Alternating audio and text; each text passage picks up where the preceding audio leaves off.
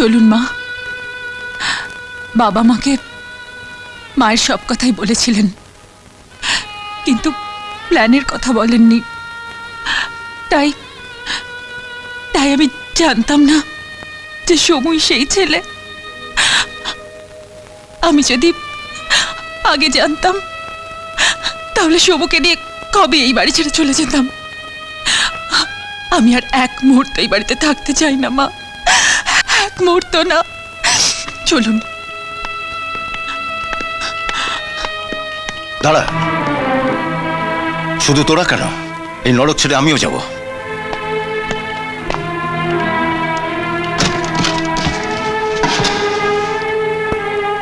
তোমার কাছে আমার দাম কোনোদিনই ছিল না, আজও নেই। তুমি ভালোবাসো টাকা, তাই আমার সারা জীবনের সঞ্চয় আমি তোমাকেই দিয়ে গেলাম।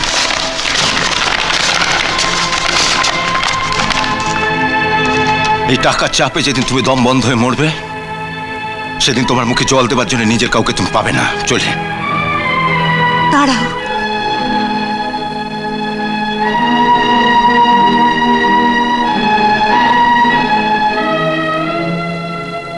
তোমরা তোমরা সবাই আমায় ছেড়ে চলে যাচ্ছ। কেউ কেউ আমাকে ক্ষমা করতে পারো না? সমু, সমু, তুমি অন্তত আমাকে ক্ষমা করে যাও, আমাকে ক্ষমা করে দাও।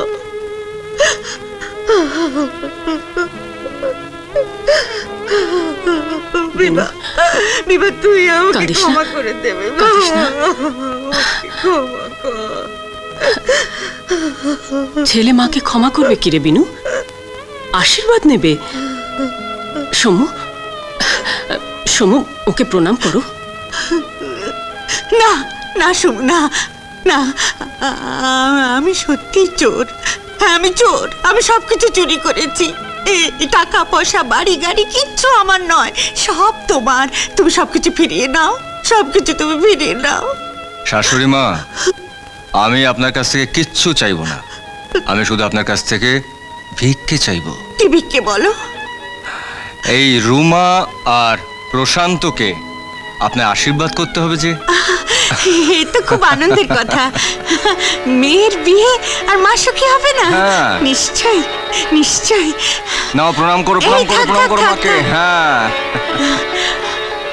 সুখী সমু আর রূপা। রূপা, চল না। রূপা আর সমুর মতো তোরাও সুখী হ, তোমরাও সুখী হও। ম্যাডাম, ম্যাডাম, হোলসেল আশীর্বাদ করতে আছেন ম্যাডাম, আমাগো আশীর্বাদ করেন। এই খেন্তিরে নিয়া 7 পাক ঘুইরা লই। আয় আয়।